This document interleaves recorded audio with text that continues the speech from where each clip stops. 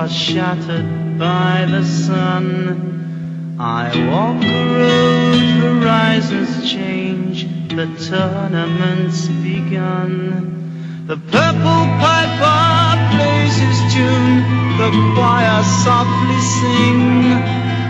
3 lullabies in an ancient tongue for the court of the crimson.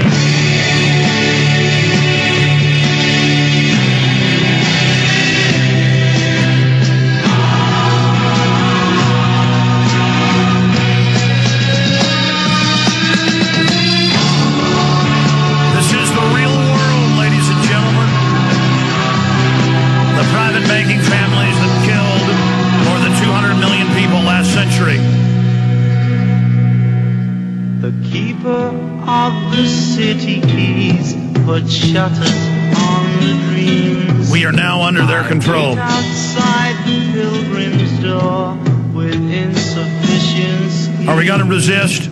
The Black Queen chants the funeral march. Are we going to let them feed on us? Are we going to let them have a bloody harvest? By a witch to the court of the crimson. Or will we stand up and defeat them? It is the light that they cannot stand. It is courage that defeats them. It is the spirit of courage, the spirit of goodness, for those of us that love innocence and beauty, and our willingness to stand up against the New World Order. Now, we just went live at prisonplanet.tv, and Naomi Wolf has so many phone line problems. I just canceled her again, and we're done with her for now. But we just went live at prisonplanet.tv, and we just had a caller earlier, but we had to go to break. He's a pastor in Ohio. He said, I just got a letter from the feds saying Romans 13, tell my home church of 50 people to go along basically with the things that are happening, Romans 13. And he's a new listener. He said he didn't know about the clergy response teams. So will you guys Google clergy response teams on YouTube? I want to play this for the pastor because he said he didn't know about it. In 2006, we got secret documents. Pastor Butch Paw did. I then talked to the 2 preachers, got the documents, published them at Infowars.com. One of the pastors, they figured out, he went to a local store, faxed the documents. I said, should I erase these fax numbers? He said, oh, no, it's just a store 20 miles from where I live.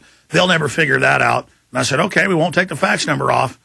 Within 24 hours of us posting it, FBI went in there with Homeland Security, federal marshals, threatened the place, looked at their surveillance cameras, looked at highway surveillance cameras, figured out who the pastor was, came to his office. We're waiting for him in his office, threatening him when he got there. He also worked at the hospital as their chaplain, had his own office for free.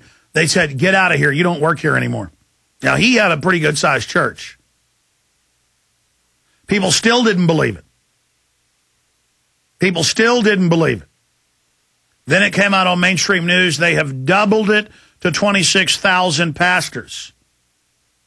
They've built the FEMA camps. Notice the bill they introduced for FEMA camps, for the already built ones, said, oh, we're going to pay to have medical centers and local pastors to help in the community. They're going to call them horrible work camps. It's a loving government camp. And how does it start? How did I predict a year ago it would start? As people become homeless, they force you out of the tent cities on national parks, state parks, and other places into the facilities where you're prisoners, where you're frisked and controlled. That's now happening in California, Hawaii, and other areas. So this is actually going on right now. I want folks to understand that. Let's go ahead and cut over here. Let's go ahead and go to that YouTube clip. Here it is. Law ever become a reality in America? Some fear any nuclear, biological, or chemical attack on U.S. territory might trigger just that. And as KSLA News 12's Jeff Farrell discovered, the clergy would help the government with potentially their biggest problem, us. From my cold, dead hands. Charlton Heston's famous declaration captures a truly American value, the overarching desire to protect our freedoms. But gun confiscation is exactly what happened during the state of emergency following Hurricane Katrina in New Orleans. U.S. troops also arrived, something far easier to do even now thanks to last year's elimination of the 1878 Posse Comitatus Act. That forbid U.S. troops from policing on American soil.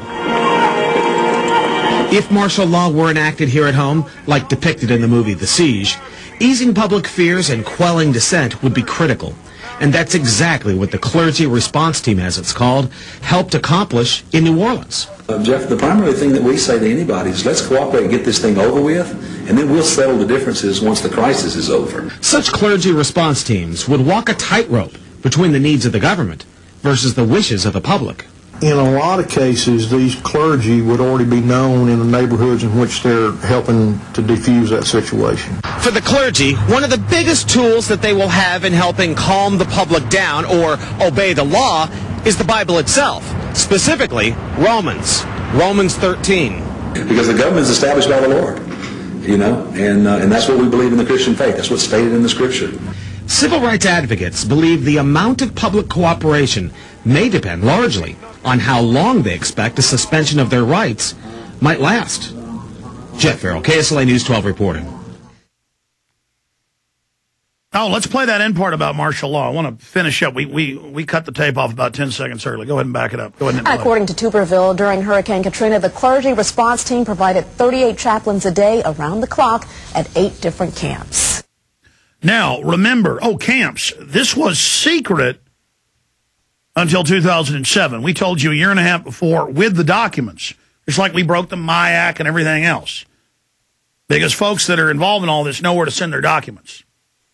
Just send it to the address that's on infowars.com. Ladies and gentlemen, this is what's going on. So now they've gotten even down and found out who the small churches are, and they're sending them letters. Pastor, I would like you to fax us. I know we just moved offices a few months ago, and I still forget our new fax number. Will you get the guys to give me the toll-free fax number? You can scrub your name out, any numbers on there, or put tape over them, or make a copy of the document and then black that out. I don't want you to black out your original.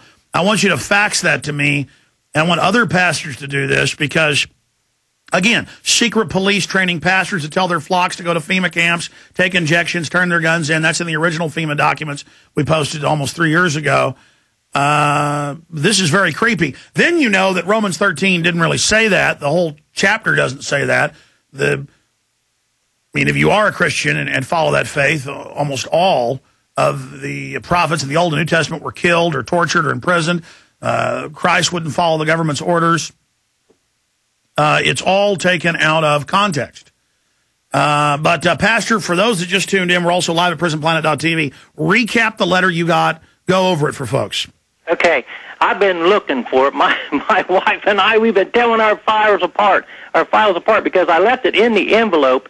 And when you send back your response, you are to put it in your church letterhead, what your response is to that, and you send it back, a copy of that letter with your response. I understand you called in, didn't think you'd get on air, but it's providence that you did, and it's somewhere in your stacks of stuff. Look, I've seen similar letters. We broke the secret document, so I believe you. Paraphrase from memory what it says, and the point is they're doing a survey, just like Obama with millions door to door. Do you support him or not? Now they're even down to small churches, not just recruiting them, but doing the survey. If you respond back that you do believe in Romans 13, that we should do whatever the government says, they're now going to try to recruit you. That's why you hear CIA ads on radio and TV. They're tripling the size of HUMET domestically, literally taking over everything. But specifically tell folks what's happening. Go ahead. Okay.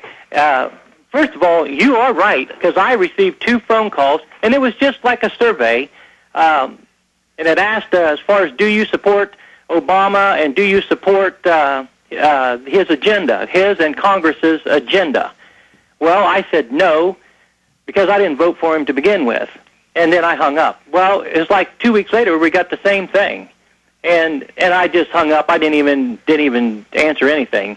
But then I've gotten 2 letters now so far.